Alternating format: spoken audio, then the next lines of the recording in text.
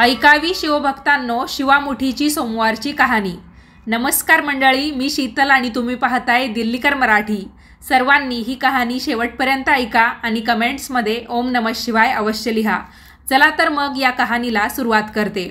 आटपाट नगर होतं, तिथं एक राजा होता। त्या राजाला 4 सुना होत्या, 3 आवडत्या आणि 1 नावडती।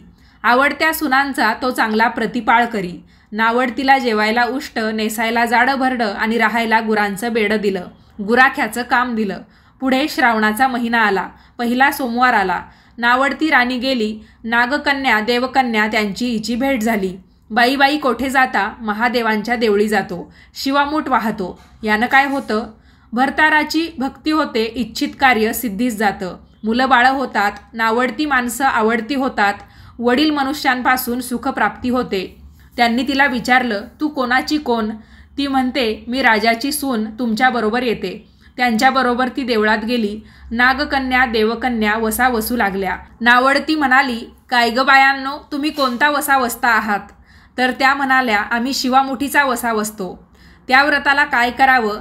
तर मग त्या म्हणतात, मूठ चिमूट तांदूळ घ्यावे, सुपारी घ्यावी, गंधफूल घ्यावं, 2 बेलाची पानं घ्यावीत, मनोभावे पूजा करावी, हाती तांदूळ घ्यावे आणि तोंडानं शिवा शिवा महादेवा, माझी शिवामूठ ईश्वरा देवा, सासू सासऱ्यांची, दिराभावांची, नंदाजावांची, भरताराची नावडती आहे ती आवडती कर्रे देवा असं म्हणून तांदूळ वाहावेत।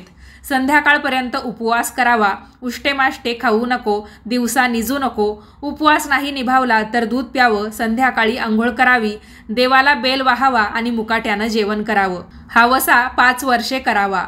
पहिल्या सोमवारी तांदूळ, दुसऱ्या सोमवारी तीळ, तिसऱ्या सोमवारी मूग आणि चौथ्या सोमवारी जव, तसेच 5वा सोमवार आला तर सातू शिवामुठी करता घेत जावे। पहिल्या सोमवारी सगळे साहित्य नागकन्या देवकन्यांनी दिलं आणि दुसऱ्या सोमवारी तिला घरून आणायला सांगितलं। त्या दिवशी तिनं मनोभावे पूजा केली, सारा दिवस उपवास केला। जावानंदांनी उष्टमाष्ट पान दिलं, तिनं गाईला घातलं, शंकरांची आराधना केली आणि दूध पिऊन ती राहिली। पुढे दुसरा सोमवार आला। नावडतीने घरातून सर्व सामान मागून घेतलं।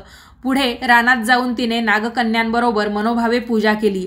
शिवा शिवा महादेवा, माझी शिवामूठ ईश्वरा देवा, सासू सासऱ्यांची, दिराभावांची, नंदाजावांची, तसेच भरताराची नावडती आहे ती आवडती कर्रे देवा असे म्हणून तिने तीळ वाहिले।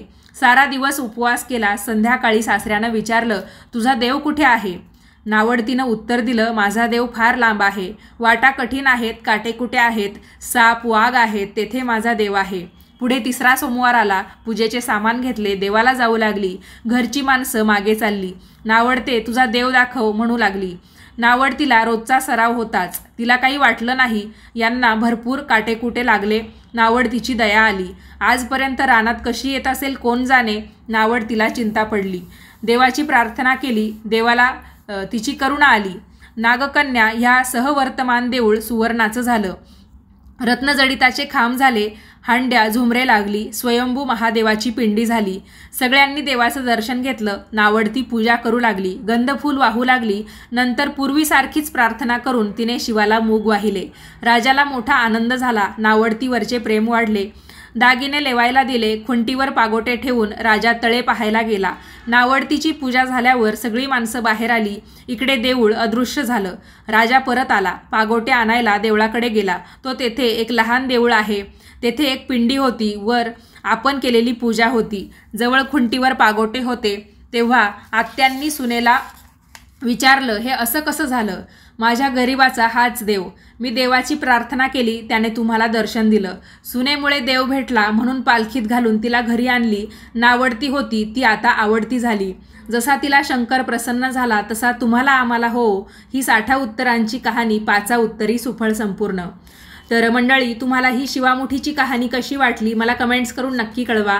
कहाणी आवडली असेल तर प्लीज या व्हिडिओला लाईक करा, जास्तीत जास्त लोकांना पाठवा। आता आपण भेटूयात पुढच्याच नवीन व्हिडिओमध्ये। तोपर्यंत सर्वांनी काळजी घ्या आणि याच पद्धतीचे नवनवीन माहितीचे धार्मिक आध्यात्मिक प्रकारचे व्हिडिओ दररोज पाहण्यासाठी आजच आपल्या दिल्लीकर मराठी या यूट्यूब वाहिनीला जरूर सबस्क्राईब करा। वेळात वेळ काढून कथा ऐकली त्याबद्दल तुम्हा सर्वांचे खूप खूप धन्यवाद।